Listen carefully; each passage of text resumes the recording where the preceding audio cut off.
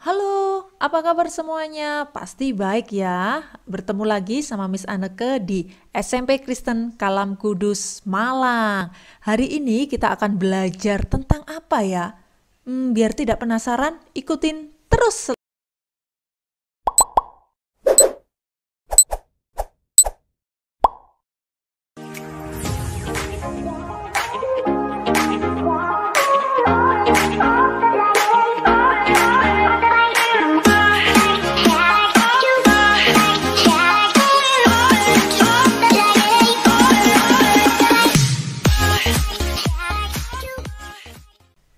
Berhubungan dengan materi hari ini, sebelum masuk ke pembelajaran, Miss mau ngajak jalan-jalan dulu ke Kota Malang. Kita akan keliling dulu Kota Malang ya.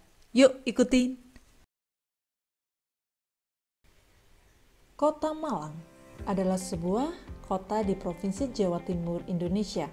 Karena letaknya berada di dataran tinggi, membuat Kota Malang memiliki cuaca yang nyaman dan cukup sejuk dibandingkan kota lain di kawasan Jawa Timur.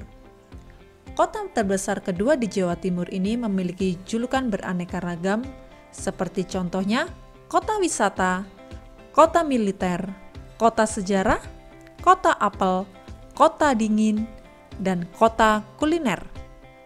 Namun, julukan yang paling terkenal dan khas dari Kota Malang tersendiri adalah sebagai kota pelajar.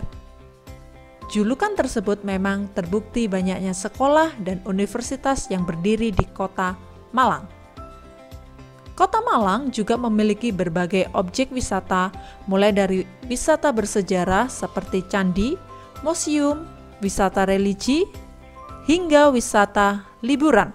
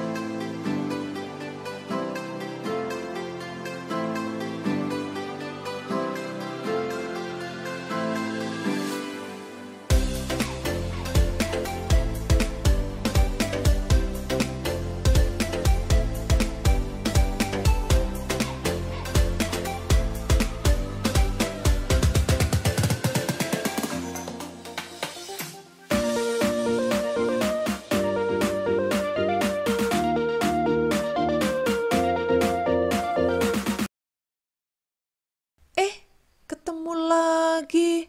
Gimana kabarnya? Pasti baik semua kan? Hari ini kita akan belajar tentang bahasa Indonesia. Apa sih materinya? Yuk, ikutin terus perjalanan pembelajaran hari ini.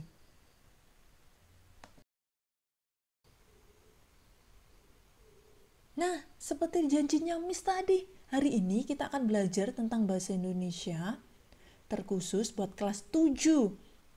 Apa saja sih materinya kelas 7? Nih, lihat. Ada 8 bab. Yang pertama, teks deskripsi, teks narasi, prosedur, teks laporan hasil observasi, teks fantasi, surat pribadi dan dinas, puisi rakyat, dan cerita fabel. Nah, tapi khusus hari ini kita akan belajar apa? Satu materi teks deskripsi. Ya, teks deskripsi udah pada tahu belum ya? Tapi yuk ikuti pembelajaran hari ini ya. Drop it.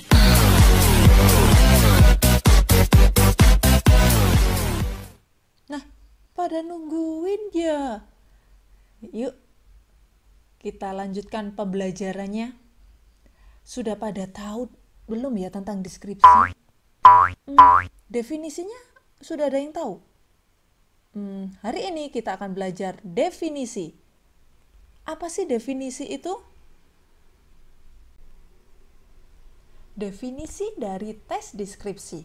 Tes deskripsi adalah sebuah karangan yang gagasan utamanya disampaikan dengan cara menggambarkan secara jelas objek, tempat, atau peristiwa yang sedang menjadi topik kepada pembaca.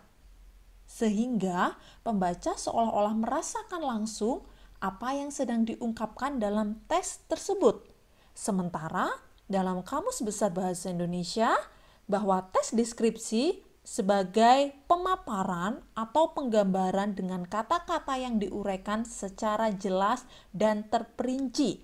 Pada dasarnya, teks deskripsi dibuat dengan menggambarkan atau melukiskan sesuatu.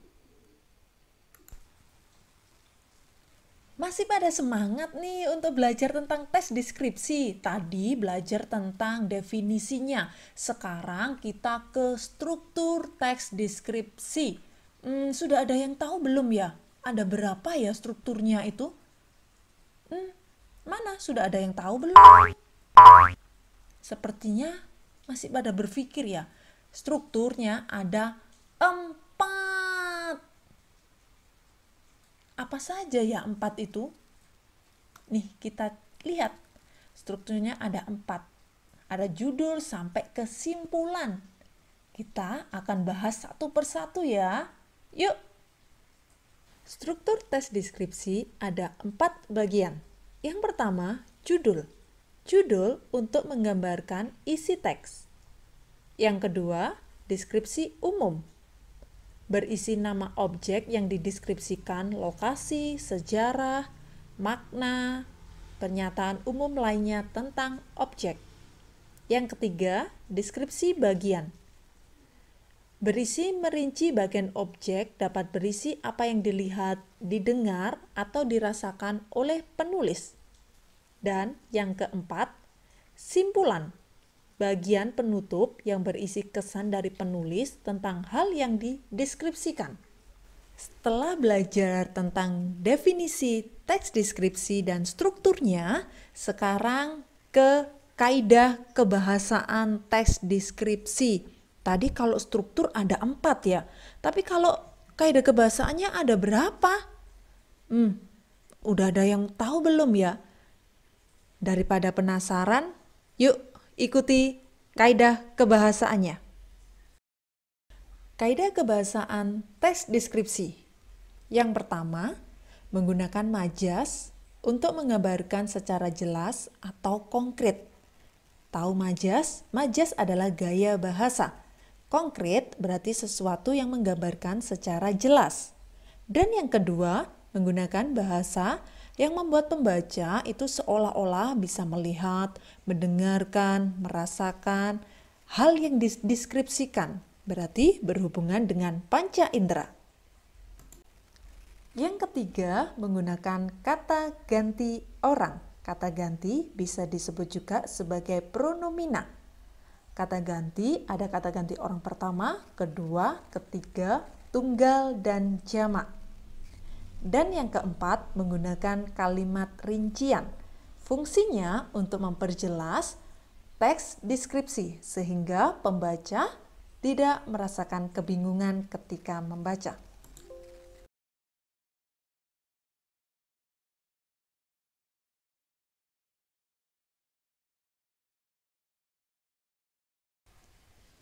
Apa sih yang kita dapat ketika kita belajar tentang teks deskripsi? Salah satunya kita belajar dari perkataan, cara kita bicara, cara kita mendeskripsikan.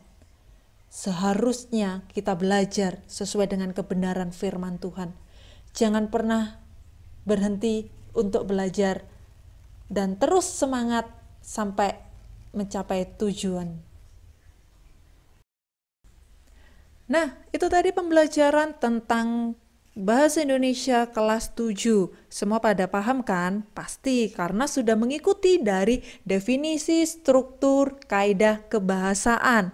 Terima kasih sudah mengikuti pembelajaran hari ini. Nanti kita akan bertemu lagi di pembelajaran berikutnya tentunya bersama Miss Anneke. Terima kasih, bye-bye.